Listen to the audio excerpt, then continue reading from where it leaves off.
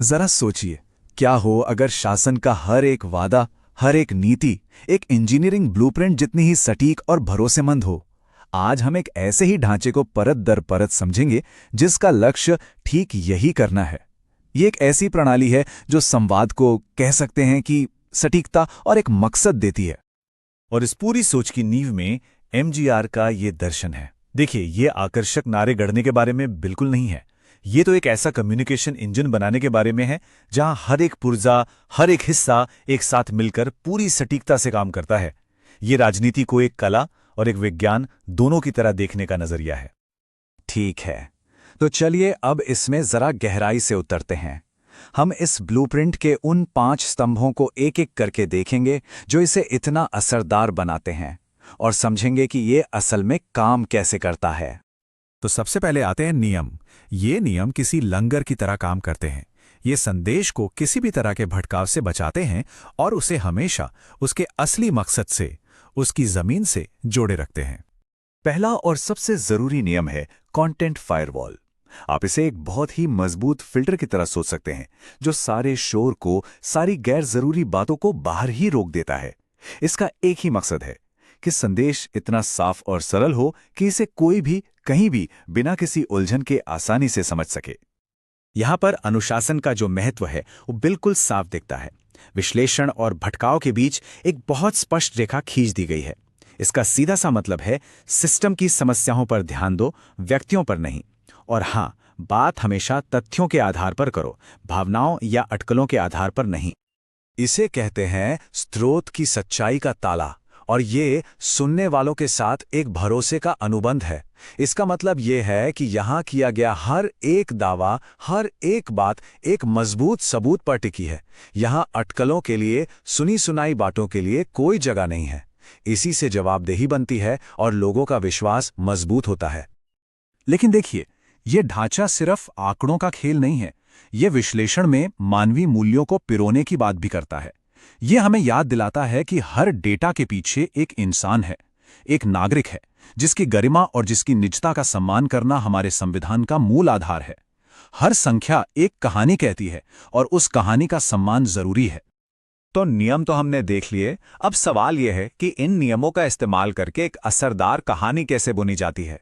चलिए अब इस कथा की संरचना को, इसके ढांचे को समझते हैं। 19 मिनट, ये समय कोई ऐसे ही चुनी गई संख्या नहीं है। ये एक सीमा है जो कहानी कहने वाले को अनुशासित करती है। इसे आप एक घड़े की तरह समझ सकते हैं जो हर सेकंड को कीमती बनाती है ताकि संदेश बिल्कुल सटीक, शक्तिशाली और असरदार हो। ये जो प्रवाह है, ये एक यात्रा की तरह है, एक रोड मैप की तरह। ये हमें जमीनी हकीकत से शुरू कराता है, फिर समस्या की जड़ तक ले जाता है और अंत में एक बिल्कुल स्पष्ट समाधान और कार्य योजना तक पहुंचाता है। तो ये सिर्फ जानकारी देना नहीं है, ये एक रास्ता दिखाना है। एक मजबूत ढांचा तो शरीर जैसा है, पर आत्मा के बिना शरीर क्या? ये प्रोटोकॉल उसी आत्मा को परिभाषित करता है। ये हमें बताता है कि संदेश को किस लहजे और किस भावना के साथ पेश किया जाए ताकि वो कागज पर लिखे शब्द न रह जाएं, बल्कि लोगों के दिलों तक पहुंचे। और यहीं पर एक बड़ी चुनौती सामने आती है। एक इतने सख्त और संरचित संदेश को मानवीय और सच्चा कैसे बनाया जाए? इसका जवाब सिर्फ इसमें नहीं है कि क्या कहा जा रहा है, बल्कि इस बात में छिपा है कि उसे कैसे कहा जा रहा है। चलिए देखते हैं। जवाब इन्हीं दिशा निर्देशों में छिपा है। ये नियम एक ऐसी आवाज बनाने के लिए हैं जो सहानुभूतिपूर्ण हो, सम्मानजनक हो और भरोसेमंद हो। ये लोगों से उनकी अपनी भाषा में बात करने के बारे में है, एक ऐसी भाषा जो उनकी जिंदगी से, उनकी जमीन से और उनके मौसम से जुड़ी हो। संदेश की विश्वसनीयता इस बात से भी बढ़ती है कि उसे कौन कह रहा है। यहां बोलने वाला कोई नौसिखिया नहीं, बल्कि एक अनुभवी राजनीतिक रणनीतिकार, एक पीसेफोलॉजिस्ट यानी चुनाव विश्लेषक और एक राजनीतिक अर्थशास्त्री है। यह एक ऐसी आवाज है जो विषय की गहरी समझ और बरसों का अनुभव रखती है।